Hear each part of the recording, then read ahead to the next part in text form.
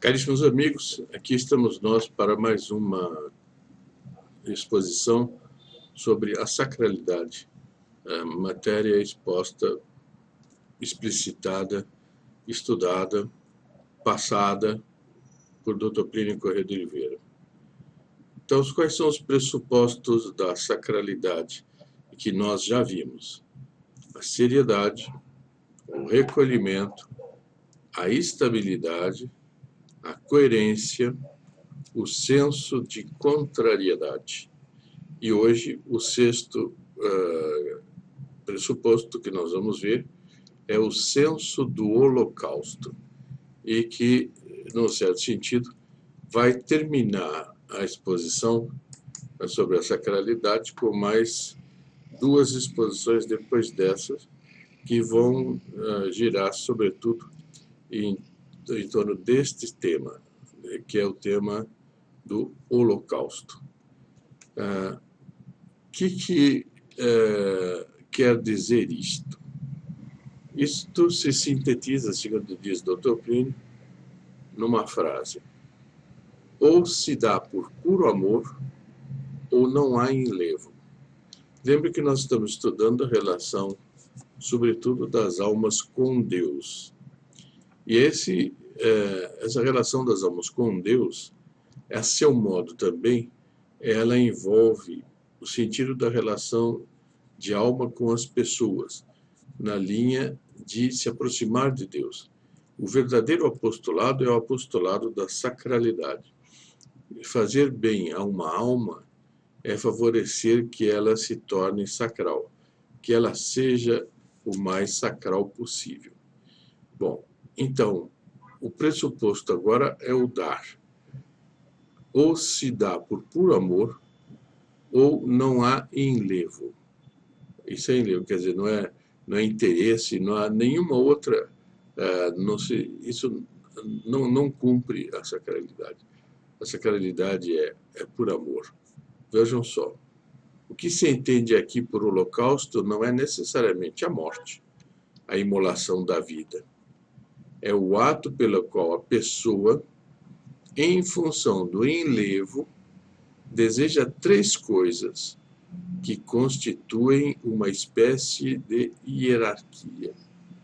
Dar, primeiro. Segundo, dar de si. Terceiro, dar-se por inteiro. Vejam que são etapas para a pessoa chegar na santificação. Bom, primeiro grau do enlevo, dar. Quando uma pessoa está em contato com uma ideia, com um princípio, com uma instituição, com uma pessoa que lhe produz enlevo, digo mais, às vezes até com uma obra de arte, ela é tendente, num primeiro grau, a dar. Gostou, se enlevou, ela quer dar. Como? Por exemplo, uma pessoa viaja pela Itália e encontra, de repente, uma obra-prima numa velha capela que se está arruinando. Isso na Europa tem muito e na Itália também. Se tem a tendência para o enlevo, ela procura dar algo para evitar a sua destruição. Ela vê que aquela capelinha está acabando, que aí ali tem uma verdadeira obra de arte, então ela dói nela que aquilo seja assim. Ela quer fazer algo para evitar essa destruição, ela quer dar. Evidentemente, não é toda a vontade de dar que implica em enlevo. Às vezes a pessoa resolve dar para dizer que deu. Vai chegar numa hora, dei tanto para aquilo outro, dei tanto dinheiro, tanta coisa para aquilo. Outras vezes falam numa ideia de caráter utilitário. Eu vou morar perto daqui e, como gosto disto, quero que esteja conservado para o ver com frequência. Aí entrou algo de um interesse pessoal. O dar enlevado é diferente.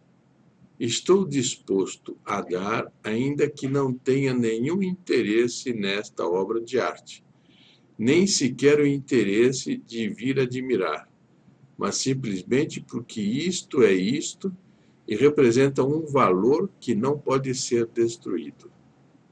Este é o dar enlevado. Então a pessoa ela não tem com isto nenhuma vantagem de ter, de conseguir algum retorno daquilo. Ela dá sem querer retorno. Imaginemos um turista que desça na Pérsia e encontre uma velha capela onde esteve um santo, com uma escultura feita por um discípulo representando este santo. Então, um discípulo fez uma escultura representando aquele santo. Nunca mais o turista vai voltar lá. Se sente enlevo pela estátua e tem possibilidades, dá uma quantia para conservá-la, ou ao menos para ajudar a conservá-la. Ele dá por causa do enlevo. Quer dizer, ele sente que ele precisa tirar de si algo. Ele vence o egoísmo e dá. O que é mais característico neste ato é o dar por puro amor à escultura, sem pensar nem um pouco em si. Ou o enlevo leva a dar por puro amor, ou não há enlevo. Pode haver fruição, que é uma coisa diferente do enlevo. Gosto de admirar, dou para ter. É a mesma coisa que alguém ter uma adega porque gosta de vinho. Isso não é um enlevo pelo vinho, é um cálculo utilitário. O próprio do enlevo é uma necessidade de dar, que vai até o supérfluo. Então ele procura adornar, procura enfeitar, procura melhorar por uma espécie de tributo à coisa que provocou um enlevo. Na capela imaginada, por exemplo, percebo que há uma vegetação desagradável em volta.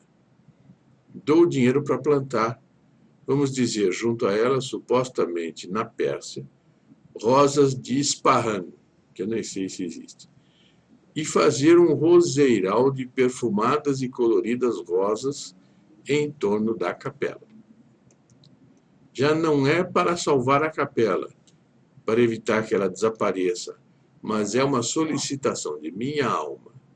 Dói-me ter o supérfluo, enquanto ela precisa de algo, ainda que seja supérfluo. A pessoa tem remorsos de possuir algo que o objeto de seu enlevo não tem. Então, eu tenho enlevo por aquilo, ele não tem e eu tenho, então eu dou para que ela tenha. Nasce, então, com isso, o senso do holocausto, de imolar algo de si a favor daquilo. Se já houver um canteiro com rosas de Ispahan, a pessoa manda pôr, numa certa perspectiva bonita, um chafariz trazendo águas geladas da montanha para fazer um repuxo. Ela não sai tranquila se não tiver dado algo. E aqui está a característica do enlevo. Isto é incompreensível, dirá alguém. Tem gente que não compreende isto. O fato de ser incompreensível traz a característica de ser próprio às almas superiores. Quando algo é incompreensível, podemos suspeitar que há aí uma superioridade.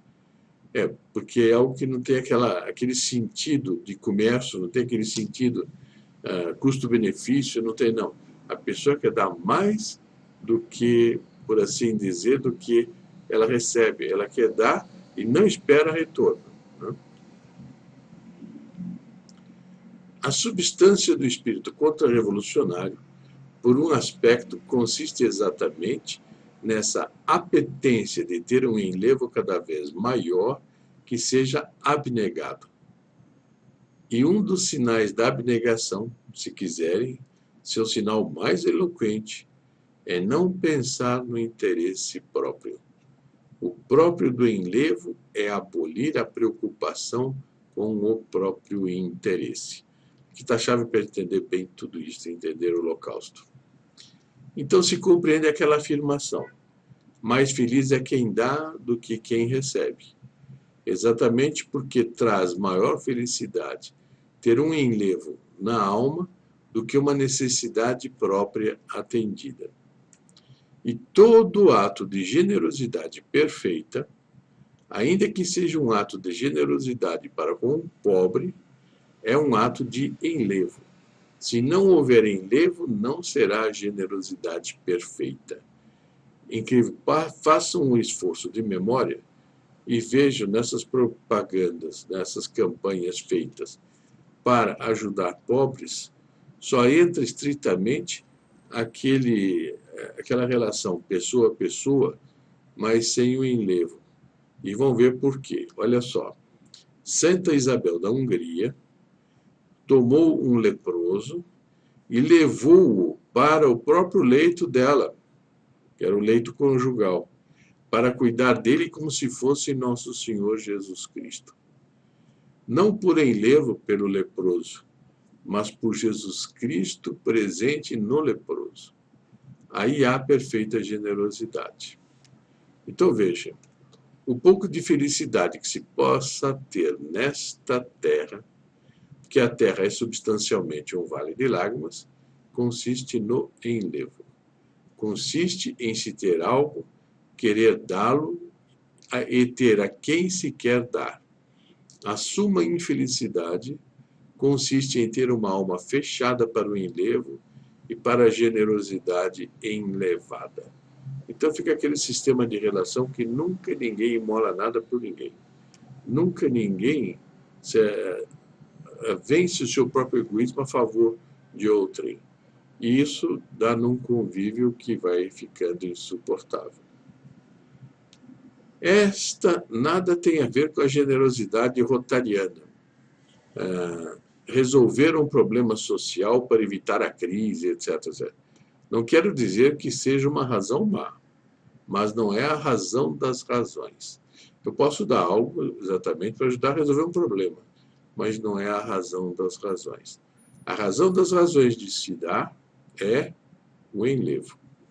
Um literato foi certa vez levar alguém para ver uma aldeia de um monte, né? Essa aldeia ficava no alto de um monte. Disse-lhe então o literato, a pessoa para amigo dele: aquela é a casa de fulano, aquela é de Beltrano, a outra é de Cicrano. E o homem, o amigo dele, perguntou: e seu? O que é seu aqui? Ele falou: eu não tenho nada, tenho só o panorama, respondeu ele. Mas quem tem o panorama tem muito mais do que o casario, porque tem um enlevo. É o gesto desinteressado de olhar o panorama pelo panorama, sem vantagem própria. O amor desinteressado, em última análise, é um reflexo de Deus, e aqui nós chegamos.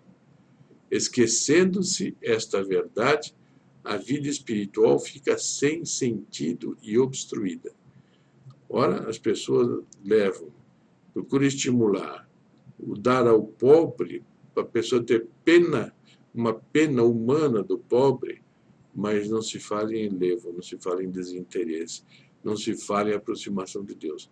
Ali, no caso, é fazer um igualitarismo, um socialismo, acabar com as riquezas do que tem mais, a favor dos que têm menos, e coisa que nunca deu certo, nunca foi bem aplicado. O assunto é diferente. Dar com enlevo é conforme nós narramos. Todos os zelãs, aqueles movimentos para se cumprir os mandamentos, morrem se a pessoa não fizer assim. E começa uma vida espiritual contábil. Registrem bem. Aqui tem uma balança. Deste lado estão os meus defeitos. Oh, que prato está pesado. Daquele outro lado estão minhas qualidades. Oh, o prato está leve. Então a pessoa vai medindo e vai avaliando as coisas em função do que eu preciso para me salvar. E então, como vejo que minhas qualidades não chegam a sobrepujar meus defeitos, toco a cavar com broca e pua no prato dos defeitos para ver se afinal restabeleço o equilíbrio. Sou o último a censurar este modo de proceder, mas tenho uma ressalva, que a pessoa vai procurar acabar com os defeitos, custe o que custar. Mas tem uma ressalva. A tarefa de esvaziar na balança o prato dos defeitos deve ser feita Estou inteiramente de acordo. Tudo que se faça com essa finalidade está muito bom, mas não basta. É preciso aumentar o peso do ouro do amor de Deus. É preciso que a capacidade de enlevo e de amor desinteressado cresça. Essa é a chave fundamental. Memorizem bem. É preciso crescer o amor de Deus, o amor desinteressado.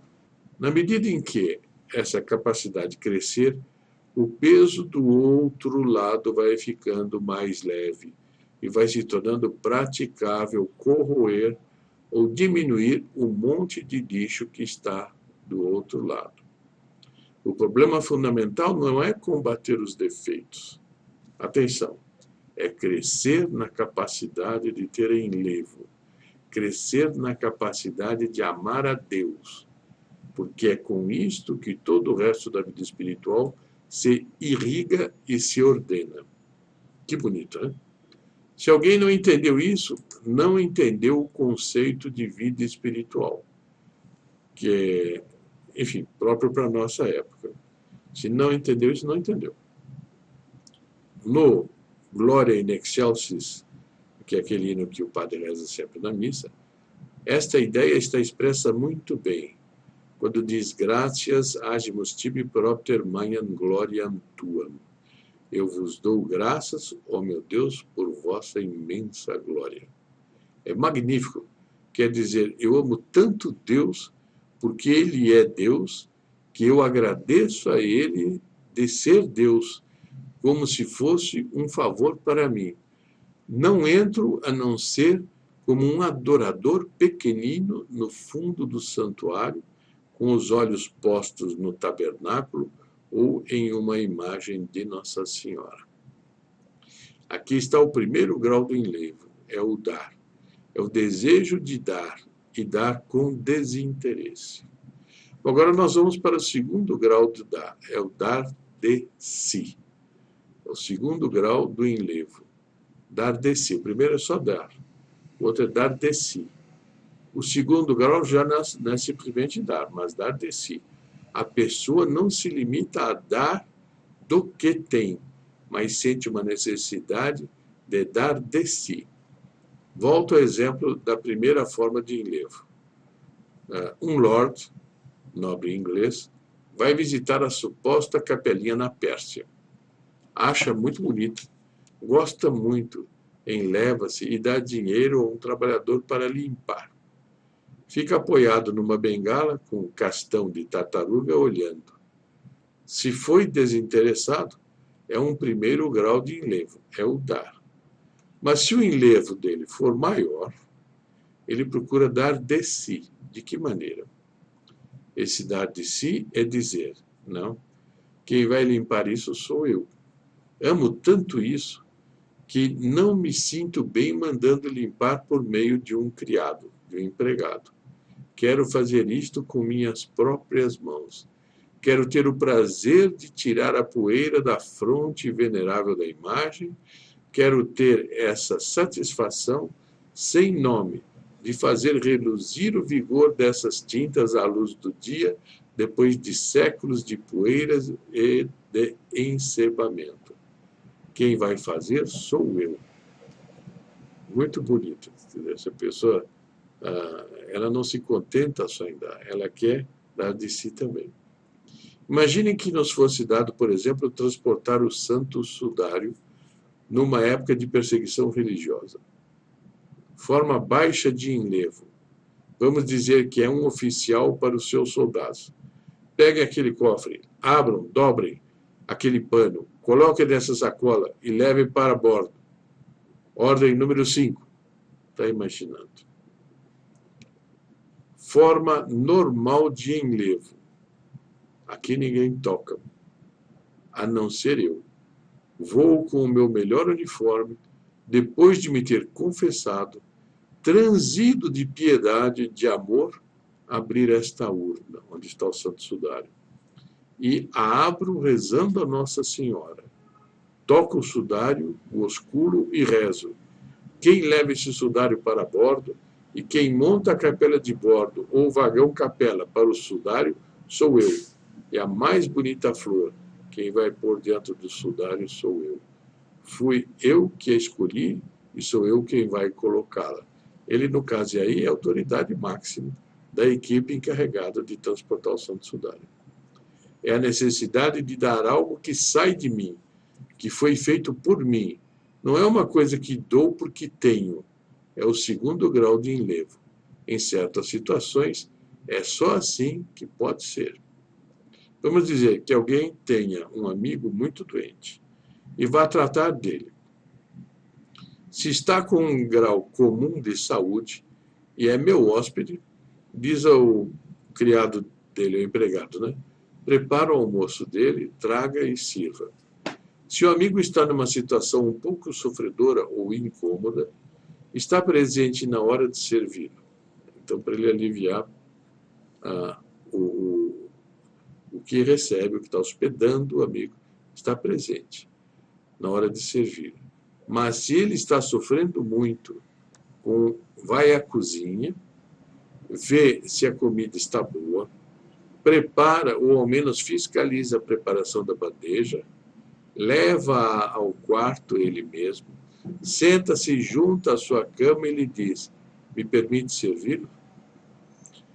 Dá para perceber bem a diferença e como isso é católico, como isso é santo, e isso os progressistas não dizem. É uma atitude de amizade desinteressada e enlevada que decorre exatamente do fato de se ter necessidade de dar de si. Enquanto a pessoa não deu algo de si, não se sente bem.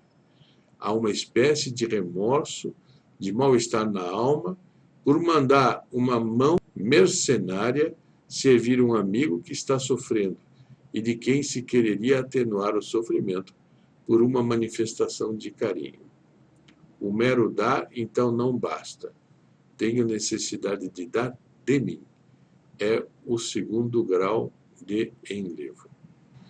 E o terceiro grau de holocausto, conforme nós vamos ver, é o dar-se inteiramente. Isso nós veremos na próxima gravação, com a ajuda de Nossa Senhora. Até lá.